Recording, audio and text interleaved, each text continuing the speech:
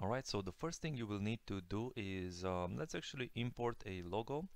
So I will double click inside this area over here, and you will navigate to your logo location and double click the logo you want to use, and this will import it in the project.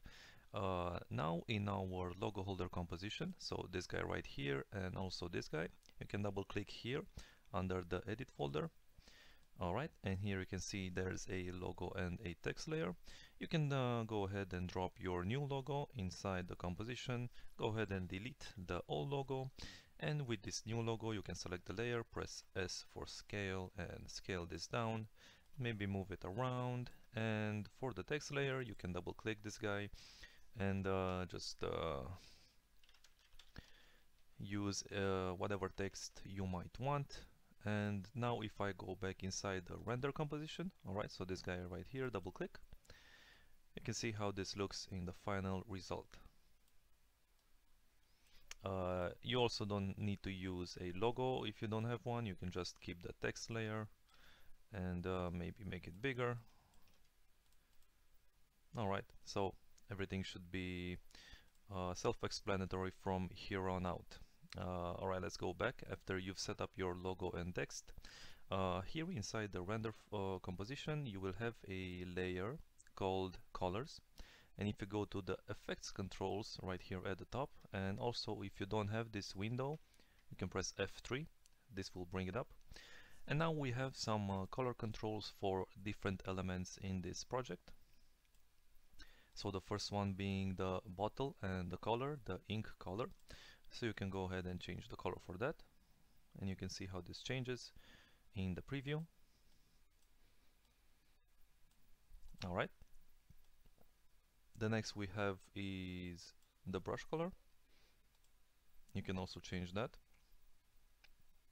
as you can see. And if you want to use the same color as the bottle, you can just grab this color picker right here and select the color that you've established for the bottle. Right, so now they have the exact same color. And finally we have also a slight tint color for these particles here, and you can also change that, and you can see how this looks as I change the color.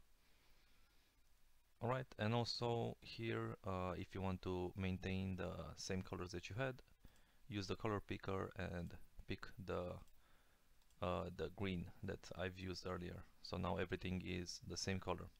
Of course, you don't need to use the same color. You can alternate these colors a bit, and you can experiment with whatever colors you might want. That's pretty much all you have to do for editing. If you don't want to include sound effects, so this by default has a sound effects layer, which is this guy.